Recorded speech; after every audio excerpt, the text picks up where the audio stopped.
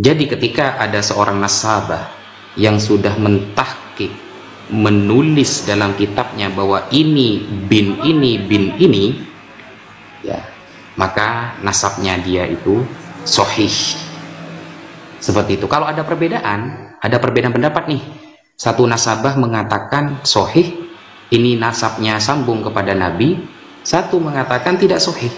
Maka ini masuk jatuhnya itu kepada makbulun nasab.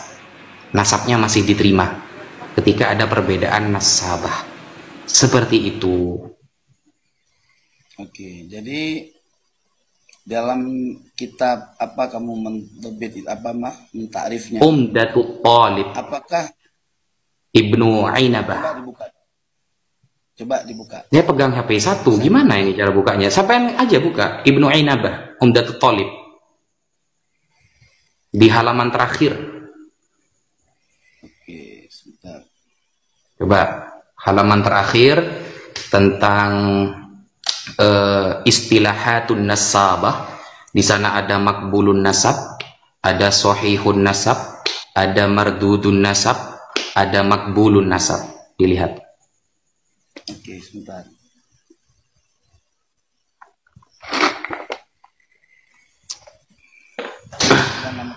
Nama kitabnya apa? Umdatut Thalib. Ibnu Ainabah. Oke, sebentar.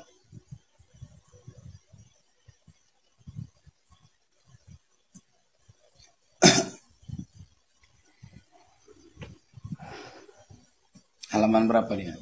Terakhir di bab istilahatun nasabah.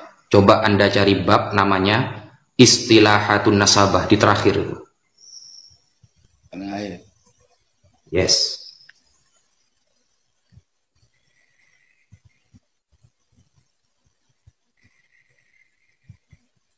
Kalau ngerokok tutup ya camnya ya. Ya, aku tutup aja dulu ya. Ya, takut saya kena bentak nanti.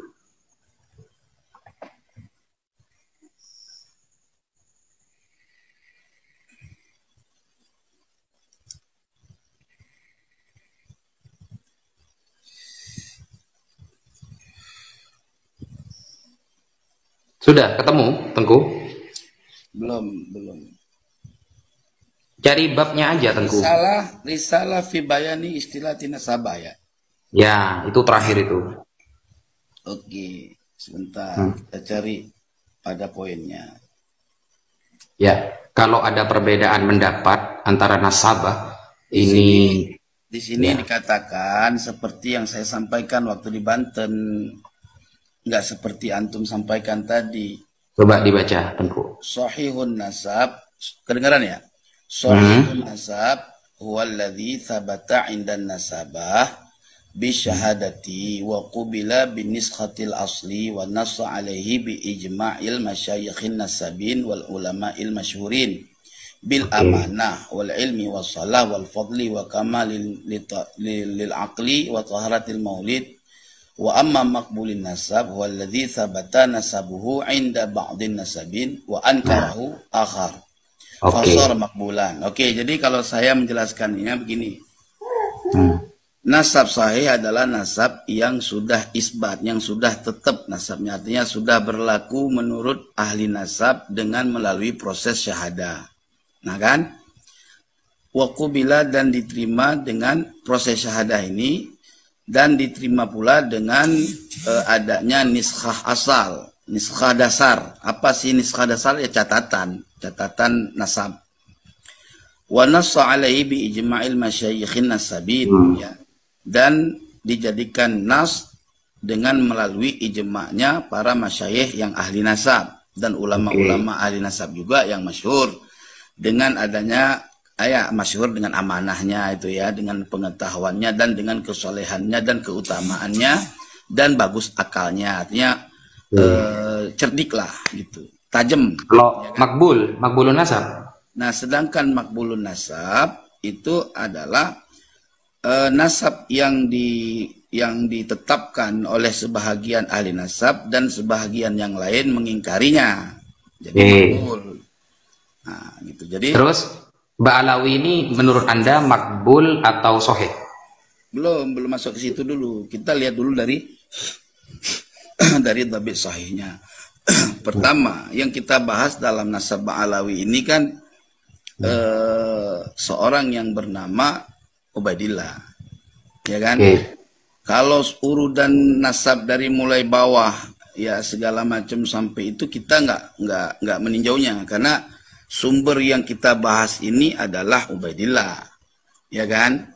Nah, dikatakan di dalam sini indan nasabah sabata alladzi sabata indan nasabah bisyahada. Yang perlu saya ketahui di sini, Ubaidillah ini, ya kan, yang sebagaimana kita pokok dalam diskusi waktu kemarin di Banten, Ubaidillah ini ya diisbat oleh ulama nasab kan ada syaratnya tuh bisyahada, ya kan? Bisyahada, ya kan? Wa huwa alladzi tsabata indan nasabati bisyahadati, ya kan? Ya, betul kan? Ya, artinya penetapan nasab di sisi ahli nasab itu juga enggak asal-asal netepin, kan gitu. Mesti ada jalurnya, yaitu dengan melalui adanya syahadah, kan gitu. Nah, syahadah, dalam dhabit syahadah itu kesaksian itu harus diketahui dengan melihat oleh si saksi tadi, melihat atau dengan mendengar keterangan dua orang saksi, ya kan? Itu kan syarat syahadah itu. Bukan syarat, itu turuk. Ya, sekarang coba antum buka itu syarat makna mafhum syahadah apa turuk. Gini, Teguh, bedakan syarat dengan turuk. Kalau syarat berarti keempat syarat itu harus terpenuhi semua. Kalau satu saja gugur, maka langsung hancur semua. Itu kalau syarat.